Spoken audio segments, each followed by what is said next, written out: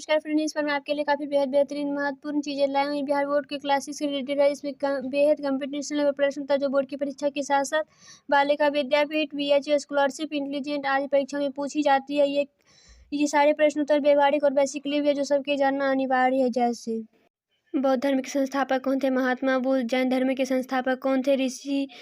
ऋषिदेव। इस्लाम धर्म के संस्थापक कौन थे? हजरत मोहम्मद साहब। ईसाई धर्म के संस्थापक कौन थे? ईसा मसीह। सिख धर्म के संस्थापक कौन थे? गुरु नानक। जीव जीने के लिए महात्मा बुद्ध ने क्या अपनाने को कहा? अष्टांगिक यानी मध्यम मार्ग अपनाने को कहा। नचिकेता कहानी से लिया गया है। कठोप उपनिषद से। उपनिषदों में किन विषयों पर चर्चा मिलती है? दार्शनिक विषयों पर। भगवान महावीर के लिए किन शब्दों का प्रयोग हुआ? जिन नामक शब्दों का। बौद्ध और जैन संघ के अनुयायी क्या कर खाते थे? भिक्षा मांग कर खाते थे। सम्राट अशोक किनके उपदेशों से काफी प्रभावित थे? भगवान बुद्ध के उपदेशों से। ब्राह्मी लिपि को सर्वप्रथम किसने कब पढ़ा? जेम्स प्रिंसेप नामक अंग्रेज विद्वान ने 1837 ईस्वी में पढ़ा। किसके द्वारा सम्राट अशोक का बौद्ध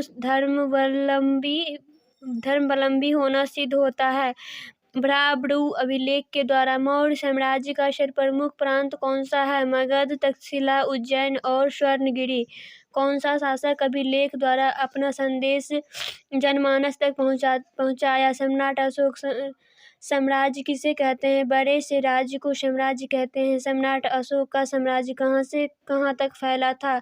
पश्चिम से हिंदू कुश से पूरब में बंगाल की खाड़ी तक, उत्तर में हिमालय से लेकर दक्षिण में कर्नाटक तक फैला था।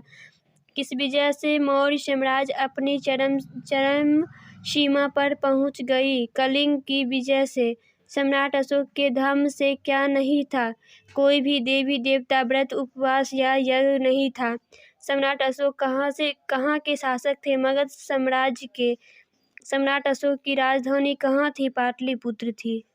कलिंग आज भारत के किस राज्य में है? उड़ीसा राज्य में। अशोक के धर्म की बड़ी विशेषता क्या थी? बड़ों की आदर सम्मान करना, उनकी आज्ञाओं को पालन करना। राजस्व संग्रहकर्ता का क्या कार्य है? टैक्स जमा करना। भारत का राष्ट्रीय चिन्ह कहाँ से लिया गया है? सारनाथ के स्तंभ से। अभिलेख में अशोक अपना विचार किस भाषा में खुदवाया? प्राकृत भाषा में। मगध साम्राज्य की स्वर्ण लोकप्रिय भाषा क्या थी? प्राकृत भाषा। सम्राट अशोक के शासन काल में कौन कौन भाषाएं थी? प्राकृत, ब्राह्मी और अमाराइक। दक्षिण भारत के बड़े किसानों को क्या कहा जाता है?